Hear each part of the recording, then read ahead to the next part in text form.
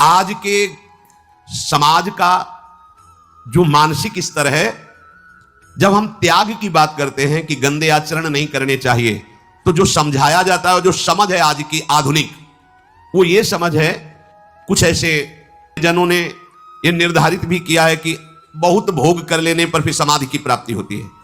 अगर ऐसा होता तो लाखों लोग समाधि को प्राप्त होते, लाखों लोग बिना साधना के। क्यों? बचपन से लेकर के पूरे जीवन तक भोग ही भोग रहे, सब समाधि में पहुंच जाते। प्रायः सबके दिमाग में बात बैठी है कि अगर हम भोग ले तो हम मन को समझा सकते हैं, लेकिन आप बात अनुभव की समझ लीजिए कि आप भोगने के लिए जो ही गए तो मन के गुलाम बन करके गया, वो कभी तुम्हें मुक्त होने का अवसर नहीं देगा। और आज तक किसी ने भी ऐसा नहीं कहा भोग भोगने के बाद कि आज के बाद मैं प्रण करता हूं, मैंने जान लिया कि इसमें सुख नहीं है, आज के बाद कभी भोग नहीं भोगूंगा। कभी किसी ने नहीं कहा। सबको इस दलदल में गिरने के बाद सदगुरु या भगवान ने ही निकाला है, स्वयं आज तक कोई निकल नहीं पाया, कोई नहीं निकल पाया। यह ऐसा दलदल है। पर लोगों की भ्रांति रहती है कि ये जो मेरा मन जिन भोगों के लिए लालायित हो रहा है, उन भोगों को खूब भोगूं, फिर बाद में अनुभव जब हो जाएगा तब हम इनका त्याग करके फिर भजन मार्ग में चलेंगे। जो भजन मार्ग में चलते हैं उनके मन में भी लगा रहता है कि अगर एक बार भोग लूं तो मन को समझा तो सकता हूं। यह है आधुनिक सोच, यह है हमारे मानसिक सोच का स्तर। सब लोग देख लीजिए।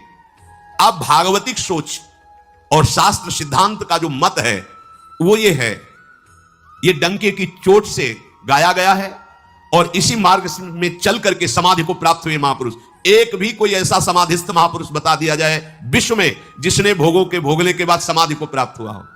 जैसे हम भोजन कर लेते हैं तो लगता है कुछ नहीं, लेकिन 6 घंटे व्यतीत होते होते पर्चा बन जाएगा कि ये चीज फिर चाहिए खाने को।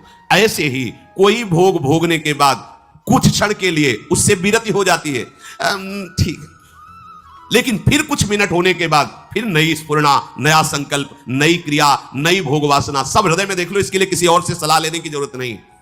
इसलिए ये जो संतों का मत है, शास्त्र का मत है कि भोगों के भोगने से भोग वासना दृढ़ होती है, कामना बढ़ती है, ना कि शांति मिलती है। लेकिन आधुनिकता में भोगों को भोगने से शांति मिलती है, ऐसी धारणा बनी हुई है। और ये गलत है, और ये इतनी गलत हो जाती है कि हम हत्या करने लगते हैं, हिंसा करने लगते हैं, पूज्य जनों के साथ दुर्व्यवहार करने लगते हैं। आज तक भोगों में इति नहीं हुई।